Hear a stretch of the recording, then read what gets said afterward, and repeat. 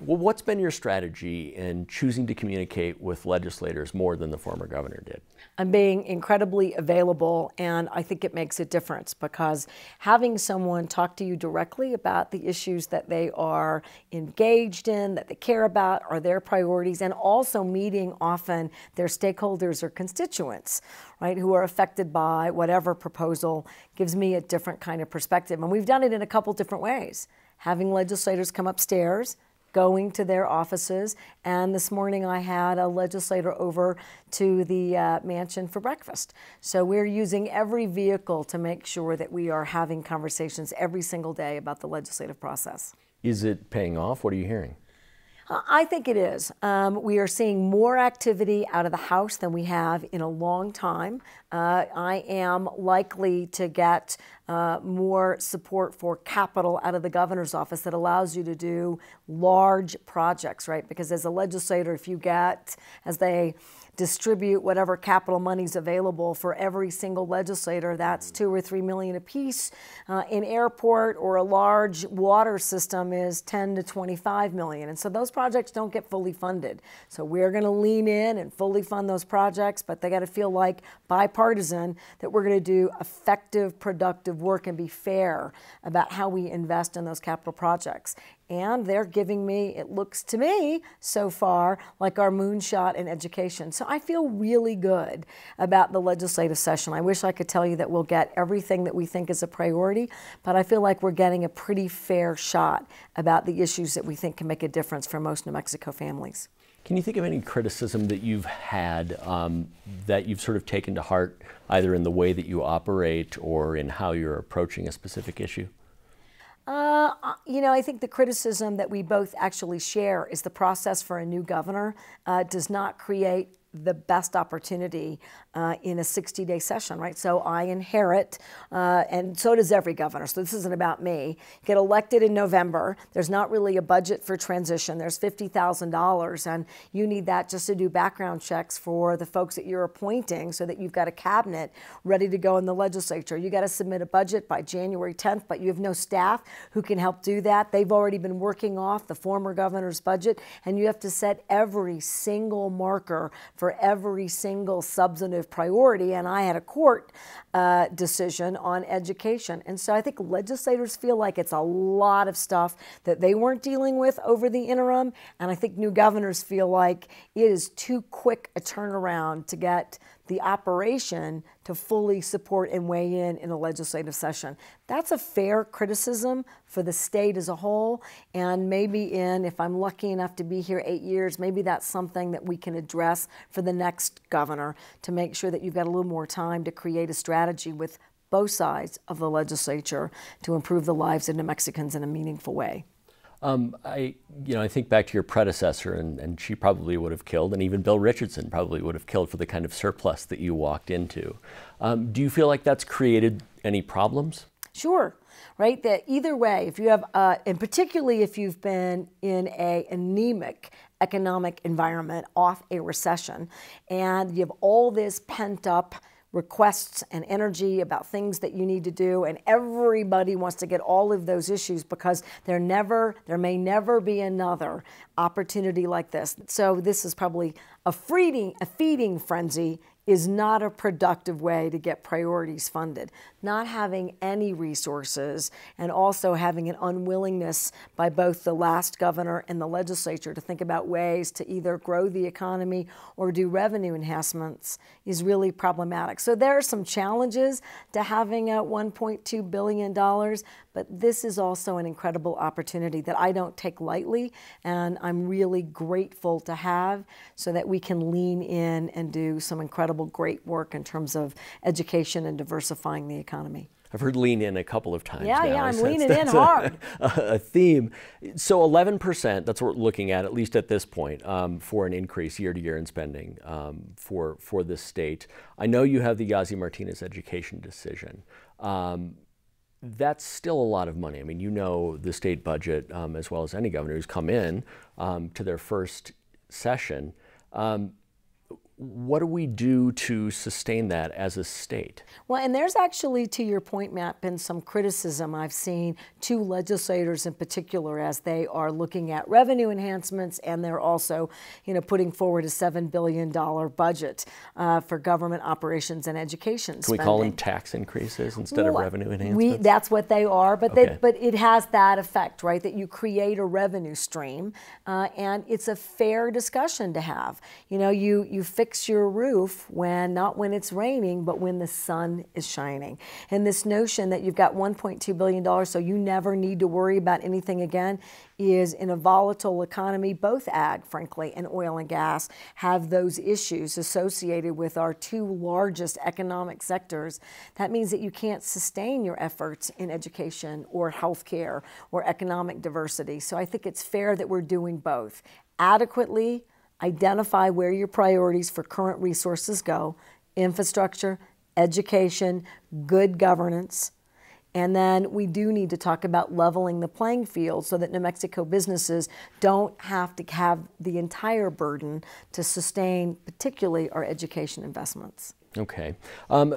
With Yazzie Martinez and those education investments, you have to kind of read the tea leaves, right? Because come April, there's a court hearing, and Judge Singleton will sort of evaluate what's come through the legislative process to that point, and listen to the state's attorneys and obviously the attorneys from the other side. What happens if she says, this isn't enough? Will you have to sort of weigh that against how quickly you can hire teachers, how quickly you can add additional training? I do. We will make the case, and I believe today that we're going to make an effective case to the judge that, look, asking for the largest single increase to education ever. We asked for $502 million. We got close to 470 going over to the Senate. We're still negotiating where we think we've got gaps and shortfalls so that we meet every single area that Judge Singleton identified as being the areas that we underspent, which created, right, the achievement gap issues that were discriminatory, particularly then, of course, to minority students in the state. And we agree that that's been occurring. And even if you didn't have the court weighing in for minority students, being 50th in education isn't a place that any New Mexican believes is appropriate or right for their children in public education. But we have to be able to reasonably, to your point, spend the money. So we're talking about alternative licensure and making sure that we're recruiting and being clear about that. We're talking to retired teachers to see if there's an environment and an appetite to go back. We want to create a pipeline. We want to make sure that we can recruit teachers by showing them we're going to give them a pay raise and mean it.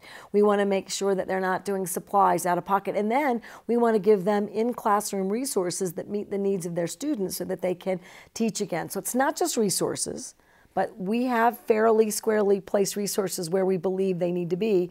But we're also amending our education plan and asking the federal government to make sure that they're going to let us, right? We don't want PARCC. We don't want the current evaluation system. We want a different way to engage our students. And of course, probably the most important, so we never get here again, we want universal early childhood education. And we've asked for a really productive start in order to get there over a 5-year period. Okay. I want to stay on this just for one more question. Yeah. You said that you really don't want to appeal this decision. If the judge says, I need to see more, does that force you to rethink it? If you look at it and you say, we can't go that fast, we're going to get this wrong, would you then reconsider an appeal? It depends on really what happens in April. But right. I think that the bigger issue is the process by which we are all agreeing to determine whether we are getting these issues addressed. That, I think, could create some differences of opinion. But today, given that we're all making sure that we're aggressively pursuing revenues that we need, that we're clear about creating a different dynamic, that we know that we've got to focus on achievement gaps, that we have to do a different method for accountability, I'm hopeful and feeling pretty confident that the judge is going to see this as a serious lift, and that she saw that the legislature, both chambers, right, both parties, and the governor's office work together to direct a moonshot for public education. And so I'm expecting that there's going to be very little disagreement, and I think that she'll give us then, right, we're going to have to have a year to evaluate how much of that is working, and the places in which you are investing, are they in fact making the difference? But to get $500 million that's not even available until July, right. How does the judge say in April whether or not we are meeting those, right, closing the gaps that she identified in her facts and findings? So I feel like they're going to give us a chance to make this right. Okay. Are you comfortable with the idea of a judge dictating at least the level that she has in terms of the state's effort? So there are some risks, and the risks here are, I think, that if we're not careful, so if we'd ignored that and had, as an example, look, we think just community school reforms are going to be enough to meet the needs here. I think that you could put yourself in a precarious position, and a judge may have no other alternative than to say, look, the state policymakers didn't take this decision seriously. It's still discriminatory, so we're going to dictate to the legislature how much money and where it ought to go. I think that is problematic, and I don't think the judge or the advocates are moving purposely in that direction, but having yet another, what we call a consent decree, where a court is making those day-to-day decisions, I don't think is good for any area that the state's responsible for. So my job and the legislature's job is to put forth a reasoned, productive case in front of the judge about why these investments and the new team at public education and the efforts at early childhood education and working with the tribes and pueblos and minority populations and parents and school boards is exactly what she intended by saying, here are the areas I need you to get addressed. I've heard you say a couple of times that the tax package is really sort of a part of this education moonshot, that it's going to be really tough to do the moonshot if you can't figure out a way to pay for it that doesn't involve solely right. oil well, and gas. I mean, you just said, so what happens in the out years, right? If yeah. you don't have access to $500 million. And the reality is, look, our child well-being is not where we want it to be. We're in nearly last place in the country. And even if you weren't, losing any child or having any kind of horrific abuse, any abuse, is something that this state should never tolerate. Well, you can't have 100 social work positions open at Children, Youth, and Families, right? We have to fill these vacancies. So I want to thank the legislature. They've identified resources for us to fill these vacancies, to be clear about our priorities, to make a difference. And I think we can do that. But we have to think about both growing the economy, right? So we've proposed legislation that does that, from Centers of Excellence, which is moving its way through the legislature. I expect that bill to be upstairs. We're seeing that I think that we're going to come to an agreement on film production and what's the best way to enhance and give ourselves real advantages in terms of competing for film production in the state and growing jobs and in cybersecurity and in value-added ag. Hemp is another aspect of that. That's moving through the legislature. So they're dealing with that, and they're doing a productive job diversifying the economy. But we also have to look at like internet sales tax. And while there's other things in the House tax bill that I'm a little worried about, and so I think the Senate will do additional work there, there are some provisions that even on the campaign trail I said that as governor I would support that, because I think that we ought to level the playing field. It's also got some deductions in there for New Mexico working families, right? It doubles the working families tax credit. It repairs the damage to middle-class New Mexicans from the Trump tax package that unfairly harms those taxpayers. So those are areas that I actually think are really good for New Mexico. I'm watching carefully where we go with some of the other tax proposals. It doesn't do a whole lot on gross receipts, and that's where you hear the Jason Harpers and the Rod Montoyas saying, wait a second, we've been working on this for years. Why aren't we pushing forward with this thing that we have just sort of waiting? Because the gross receipts tax reform is more complicated than I think any of us want it to be, but that doesn't make it any less true. And for any adjustments in gross receipts, which we have to do, it's $100 million we have to come up with, and folks have been not clear about what are the best strategies to do that, which is why I'm proposing a tax commission or task force, bipartisan, that really gets to gross receipts. I think it's time to really do an overhaul and really think about ways that make us fair, that we're open, that we're signal that we're open for business, that we don't have a tax code that even the tax department can administer, that we have more exceptions, and that we are really pushing out tax liability to local bodies of government. We need to really rethink all of it, and that's also, and I know that you're going to tease me, it's a heavy lift. We're going to have to lean in again, but that's the best part of being governor. I get to govern, and so we're going to put that group together so that we can maybe address more of this in the 2020 legislative session. I bet, though, that you have men and women downstairs who would say to you, that's what we've been doing. You know, that's what we've been working on. And we had something that was close to being ready, and then we kept working on it, and then the election happened, and now we don't know what's happened to it. I would say to those folks that they did really important work, but I'm not sure that they actually had a deal or a governor even then that was clear about the revenue enhancements that they would need to make those gross receipts tax shifts, or even thought that they were reasonable. And are you going to keep the medical tax exemptions? Where are you really going to go? And while I really, frankly, appreciate Representative Jason Harper and his expertise, I think we need to have a broader discussion. It can't just be gross receipts, and it can't just be other tax revenue enhancements. They have to start putting them together. And so, to your point, I'm going to do they're only talking about one. And I don't know where we're going to be. It depends on what gets upstairs. But it's now a situation where I have to do something about it in this interim, and we're prepared to do that. And maybe they decided that with all the other things we have to get done in a 60-day session, including education, that maybe this wasn't the best time to try to tackle everything else. Okay. Yeah. Our list of things to ask you is longer than we have time for. So in these last about 4 or 5 minutes we'll do a that rapid we have, round. That's right, the rapid fire. We'll get someone with the buzzer out there. And so I want to talk a little bit about gun control and gun safety, depending on how you term it. Just today, Taos County Commission, which is, you know, all the Democrats or all the Republicans up there know each other by their first name. There are so few of them. And yet they passed a resolution opposing the background check provisions that are on their way to you.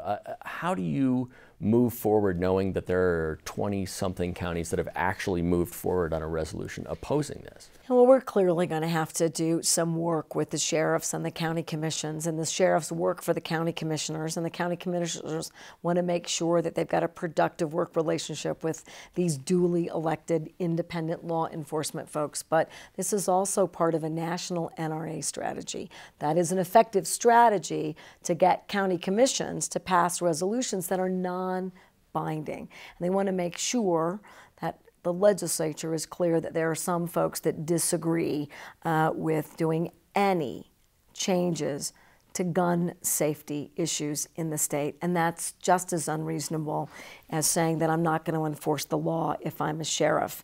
But I wouldn't think that this would be something that, you know, 25 counties and a lot of really Democratic counties would latch onto and I mean, except at the messaging. Look at this messaging. The messaging isn't really about background checks. The messaging is about duped by the NRAs. Really? You Look really at Congress, think that... and duped is a strong word. I think the issue is it is easy to take any of these issues, which can be unfortunately so divisive, and that the NRA messaging here is pretty stark, right? I'm going to interfere. No responsible gun owners will ever get guns. We're going to take your guns away. All of that is untrue. That you'll never be able to get a background check, that we're going to flood the system, that it's unenforceable, and none of that is true. The states that have done crafted narrowly, and this is a narrow to keep guns out of the hands of folks who shouldn't have them, and to do background checks and to close background check loopholes, which in fact are a problem. And the states that do this work have shown that they keep firearms out of the hands of some people who shouldn't have them. And the other side of that messaging is, right, that only criminals will have guns. Look, no law that anyone does is going to keep a bad actor from following a background check or anything else. But this does keep firearms out of high-risk populations, and that's exactly what we ought to be doing.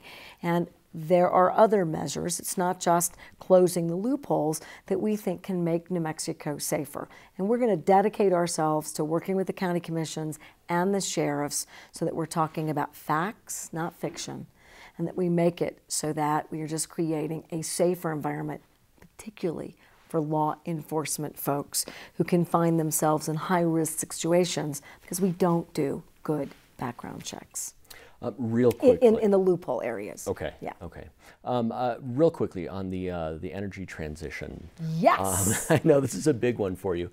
Is there any way you think that you could have decoupled your goals with renewable energy and the portfolio standard from P&M? Couldn't this have just been a portfolio standard bill? The answer is yes. We have a RPS standalone bill, right, that we introduced. So no question. But if there's anything I've learned after nearly 40 years in public service in one aspect or another, is that you do much better when you have a group working together. And I need to start bringing opposing views together. So environmentalists are rarely on the same page with utility companies. And utility companies are rarely on the same page as consumers. And consumers aren't always on the same page with the other stakeholders. And other businesses that want to invest and continue to make sure that they're getting support and they're willing to make investments in their own renewable infrastructure want to know what the predictability is in a state like this. Putting it all together meant that we created one of the most robust clean energy standards in addition to a renewable portfolio standard that has rural electric co-ops in the bill, the majority of our environmental advocates together in the bill, and our large utility folks in the bill. Is it perfect? There's never a perfect set of compromises when you put all those folks together, but the likelihood that we have a stable, huge step towards a transition is better today than it's ever been because we all agreed to come to the table together. And I was so impressed by the work of all of those stakeholders that you bet this is a bill that now we're very excited about, and we are working hard to make sure it gets upstairs. We thank you for all your time, and we look forward to what's next. You are welcome. It's always fun.